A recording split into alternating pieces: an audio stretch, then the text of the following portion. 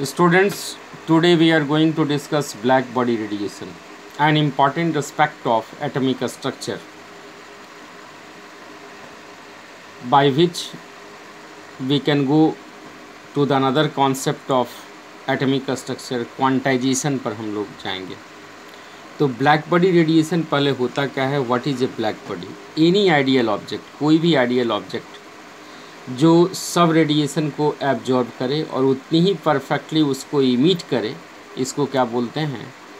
Black body radiation. तो आप इसको लिखना चाहें तो लिख सकते हैं कि black body is an ideal object, black body is an ideal object is an ideal object which emits and absorb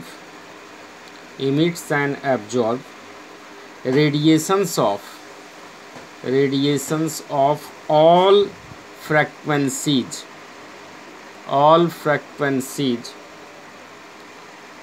जो रेडिएशन इमिट होता है, radiation is called as black body radiation. इसी को क्या बोलते हैं? Black body radiation. तो एक मान लो, इसके लिए हम क्या करें कि एक आयरन ऑब्जेक्ट लें और इसको हीट करें। शुरू में क्या होगा? डल रेड होगा। जैसे जैसे टेम्परेचर बढ़ाएंगे ये मोर रेड की तरफ जाएगा, लेकिन जब और ज़्यादा टेम्परेचर बढ़ाए तो फाइनली ये ब्लू कलर को अटेन करेगा। और फिर जब ये ठंडा होगा तो जिस सीक्वेंस में ये एनर्जी को लिया था उसी सीक्वेंस में एनर्जी को क्या करेगा? ये इमिट करता है। यानी जितना परफेक्टली, मान लो इसको हम इस तरह से लिखें VIBG/OR, तो रेड हुआ, रेड के बाद ऑरेंज, ऑरेंज के बाद येलो, येलो के बाद ग्रीन, ग्रीन के बाद ब्लू, ठीक है। और ब्लू से फिर क्या आया? ग्रीन ठंडा होते वक्त, फिर क्या आया? येलो, फिर ऑरेंज, फिर ये रेड आया। तो इसका मतलब क्या है? ये जो कॉन्सेप्ट है ये वेव थ्योरी के आधार पर डिस्कस नहीं किया गया। यानी आइडियल इस ब्लैक बॉडी का जो इमिशन और एब्जॉर्प्शन हो रहा है, तो एबव एक्सपेरिमेंटल आप लिख सकते हैं कि द एबव एक्सपेरिमेंटल condition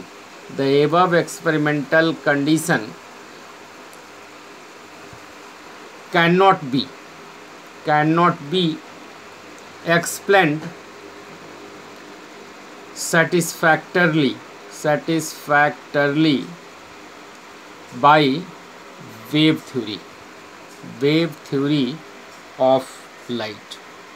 तो मैक्स प्लैंक साहब ने इसका सेटिस्फैक्ट्री एक्सप्लेनेशन दिया। मैक्स प्लैंक के द्वारा ही ये ऑब्जर्वेशन हुआ।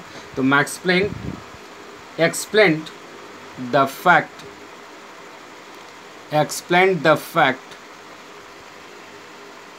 in terms of Planck's quantum theory, जिसको हम लोग बोलते हैं प्लैंक्स क्वांटम थ्योरी। तो यहाँ एक वर्ड आता है क्वांटाइजेशन। तो क्वांटाइजेशन के लिए सबसे अच्छा डिफिनीशन ये है कि any physical property which is restricted to a particular value is called as quantization. तो प्लैंक्स क्वांटम थ्योरी का मेन कॉन्सेप्ट क्या क्या है, इस पर हम लोग डिस्कस करें। और ये वेव थ्योरी पर बेस्ड नहीं है, बल्कि प्लैंक्स क्वांटम थ्योरी ये क्या बताता है? Particle nature of electromagnetic radiation को बताता है। तो आप लिख सकते हैं कि Planck's quantum theory explains Planck's quantum theory explains the particle nature of electromagnetic EMT लिख रहा हूँ रेडिएशन। यहाँ दो तरह की बात होती है। इलेक्ट्रॉन में डुअल बिहेवियर होता है, तो पार्टिकल और वेव। तो देखो, वेव और पार्टिकल में डिफरेंस होता है, ठीक है। ये जो क्वांटाइजेशन टर्म है या ब्लैक बॉडी रेडिएशन है, ये पार्टिकल नेचर को फुलफिल करता है। वेव क्या होते हैं? डीलोकलाइज्ड होते हैं। जैसे साउंड क्या है? एक वेव है। तो ये सब रूम में जा रही आवाज़, तो ये डीलोकलाइज्ड है। लेकिन सपोज दैट ये पेन है, ये पार्टिकल है, ये पार्टिकल क्या होते हैं, लोकलाइज्ड होते हैं। पार्टिकल में इंटरफेरेंस नहीं होता, लेकिन वेव में क्या होता है, इंटरफेरेंस होता है, ठीक है। और पार्टिकल में क्या होता है, नॉट इंटरफेरेंस। तो these all are the basic concept by which we can distinguish wave and particle. But electron has dual nature. Sometimes it behaves like particle, sometimes it behaves like wave. Here in this condition, in electromagnetic radiation, black body radiation does not explain by the help of wave theory. We have to go to the particle nature of electromagnetic radiation. Electromagnetic radiation के particle nature को समझना होगा। और particle का मतलब आप समझे कि जो लोकलाइज्ड हो, जो इंटरफेरेंस हो नहीं करे, उसको क्या बोलते हैं, particle.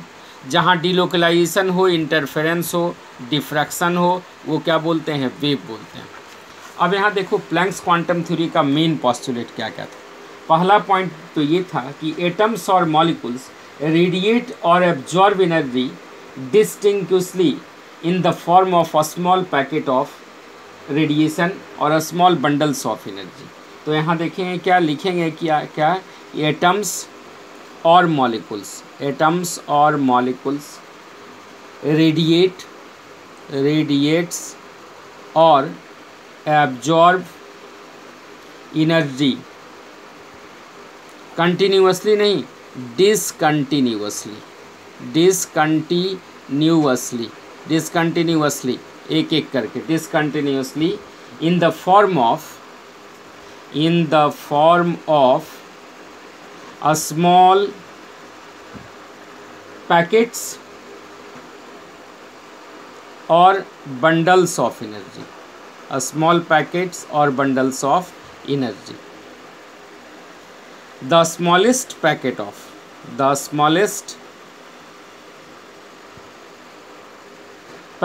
energy, the smallest packet of energy is called as quantum। इसको बोलते हैं हम लोग quantum। The smallest packet of energy is called as quantum। In case of light, मतलब लाइट मतलब क्या होगा, इलेक्ट्रोमैग्नेटिक रेडिएशन जो विजिबल रेडिएशन है। तो in case of light the quantum is known as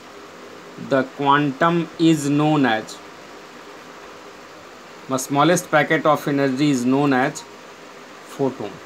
तो फोटोन क्या होता है, a smallest quantum of visible radiation। तीसरा पॉइंट आप ये लिखेंगे कि the energy of quantum is directly proportional to frequency of radiation। energy of quantum is directly proportional to frequency of radiation। और E is equal to h nu, जहाँ H को क्या बोलते हैं हम लोग, प्लैंक्स कांस्टेंट। H को क्या बोलते हैं, प्लैंक्स कांस्टेंट। इसकी वैल्यू होती है 6.626 इंटू 10⁻⁻34 जूल सेकेंड, ठीक है, ये इसकी वैल्यू होगी। तो energy is directly proportional to frequency, और साइन ऑफ प्रोपोर्शनलिटी को ख़त्म किया, H लगाकर, H को जहाँ बोलते हैं हम लोग प्लैंक्स कांस्टेंट। अब फोर्थ पॉइंट ये आता है कि according to Planck's quantum theory, energy is always emitted और absorb in the integral multiple of h nu. यानी एनर्जी इज ऑलवेज एब्जॉर्ब और emitted in terms of integral multiple of h nu, या बोल सकते हैं n into h c by lambda, क्योंकि nu is equal to c by lambda. तो अगर मान लो कि कोई रेडिएशन अगर कहीं आ रहा है, तो इसका मतलब क्या है, ये बंडल्स ये कंटिन्यूसली नहीं आ रहा है बल्कि डिसकंटिन्यूसली आ रहा है, in the form of a small packet of energy, and a smallest packet of energy is called as quantum. ये क्वांटम अगर विजिबल रेडिएशन में होगा, लाइट में होगा, तो उसको क्या बोलते हैं, फोटोन बोलते हैं। अब आइए एक क्वेश्चन इस पर करते हैं कि किस तरह से इससे क्वेश्चन बनाया जा सकता है। अब मान लो आपसे पूछ दे, पहला क्वेश्चन, एक क्वेश्चन ये पूछ दे, ये calculate the number of photon, calculate the, ये पूछा भी गया है मेडिकल में, calculate the number of photons, calculate the number of photons, calculate the number of photons. और एक बार IIT JEE में भी पूछा है, calculate the number of photons emitted in 10 hours by a 60 watt sodium lamp, by a 60 watt sodium lamp। अब आप इसको खुद से प्रयास करें बनाने का। जहाँ लेमडा दिए हुए है, लेमडा वेवलेंथ दिए हुए है 5893 एंगस्ट्रम। अब इसको आप किस तरह से सॉल्व करेंगे? तो यहाँ आप मान लीजिए कि ये फोर्थ पॉइंट जो आया कि E is equal to N into h nu, integral multiple, यहाँ क्या पूछ रहा है? Number of photons emitted in 10 hour by a 60 watt sodium lamp. अब मान लो कि N फोटोन अगर इमिट हो रहा है तो एनर्जी कितना होगा? E is equal to NHC by lambda. और पावर कितना दिए हुए है? लैम्प का पावर दिए हुए 60 वाट लैम्प, 60 वाट लैम्प दिए हुए। तो एनर्जी कितना इमिट हुआ? एनर्जी कितना इमिट हुआ इससे? तो पावर इज इक्वल टू क्या? Energy work done per unit time. Work मतलब क्या हो गया? ये एनर्जी। तो एनर्जी कितना हो गया? पावर कितना हो गया? 60 वाट। और टाइम कितना? 10 आवर के लिए। तो 10 इंटू क्या करेंगे? 60 इंटू 60, तो ये इतना जूल हो जाएगा। अब यहाँ देखो 2.16 इंटू 10⁶ जूल एनर्जी इमिट किया।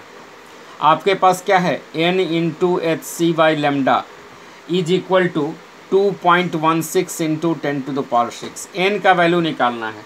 2.16 इंटू 10⁶ इंटू लेमडा वैल्यू दिए हुए है 5893 एंगस्ट्रम में, तो 10⁻⁻10 डिवाइडेड बाय क्या करोगे? 6.626 इंटू 10⁻⁻34 इंटू 3 इंटू 10⁸।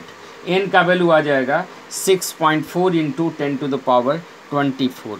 इतने फोटोन्स क्या करते हैं? ये इमिट करते हैं। आप इसको फोटोन्स का अगर वैल्यू आ जाए फ्रैक्शनल में तो आप इसको लिख सकते हो 64 इंटू 10⁻23 फोटोन्स। तो इतने फोटोन्स इमिट करते हैं। Thanking you all.